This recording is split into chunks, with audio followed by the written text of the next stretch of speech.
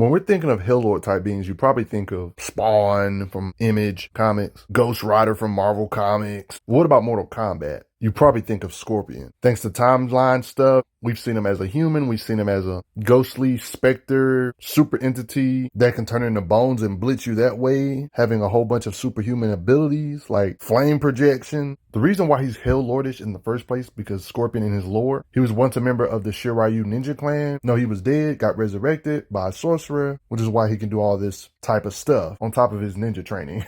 I mean, he lives in a world where there's a lot of different superhuman entities. He's no exception to this. He's superhuman physically and has other unnatural abilities that's unique to him. But let's analyze Scorpion, shall we? He's like a Hell Spawn, Hell Lord, super ninja entity that, despite his different abilities like flame manipulation and stuff, he's actually a good fighter. Like, we've seen occasions of him actually doing full Nelson wrestling holds, plenty of occasions of straight up hand-to-hand combat of him and combos on you. He's not afraid to use a blade, and he's skilled at using a blade, even skilled enough to fight himself, younger self versus older self, to show the skills of Scorpion in general. I'll be going over both of these in this video. I mean, one of his rivals, Sub-Zero, we see him sword fighting with. Scorpion can match him in sword play. We've seen Scorpion use a blade to cut off this being's arms, for example, one of the many superhuman beings in his universe. Even in older stuff, it's implied he can use other weapons other than a blade, like how he pulls out an axe here in old gameplay.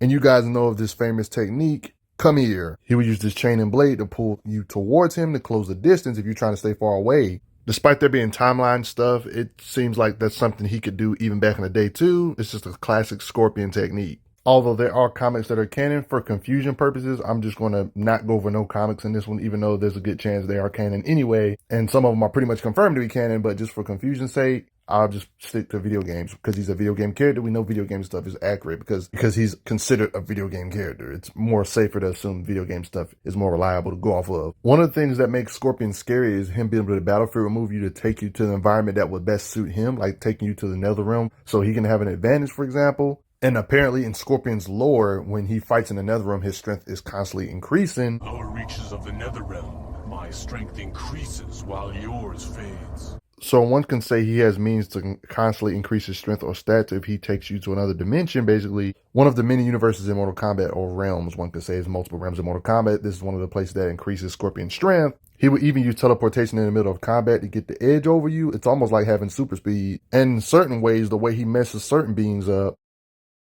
he does this in a fatality. Yikes. He even has used teleportation to make his super entrances on the battlefield, also causing destruction when he jumps to the fray. One can say he can ask for help to where entities from the other realm come and help him in the middle of combat. This is cheating, Scorpion.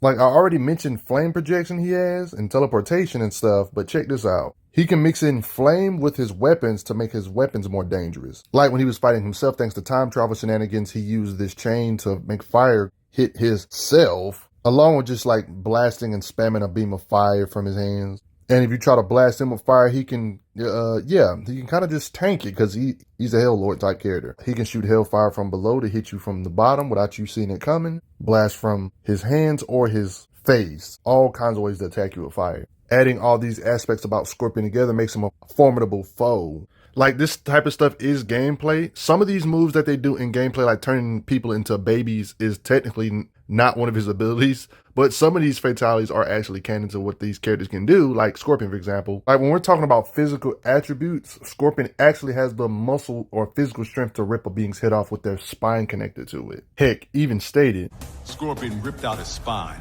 Scorpion ripped out his spine, left it in a heap upstairs in Shang Tsung's old throne room. So I get your skepticism, but when you see Scorpion and these characters do superhuman stuff like this in these little fatality, little gameplay mechanic things, just know they actually have that kind of strength. And when strength feats like this are calculated, it will actually surprise you on how much force this actually would take.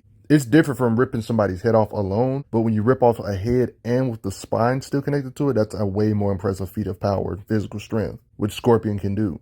Like these demon entities, for example, you can literally see him ripping his chest and rip a heart out, literally. YouTubers that are way smarter at math than you and me probably put together have calculated how much power would it take to rip a head off with a spine connected to it still. And this guy calculated it to take like 100 tons of force. That's hard to believe because we haven't really seen him lift no tanks, but hey, that's what the count comes out to, which is crazy. I mean, it's literally shown in cutscenes of him holding a head with a spot.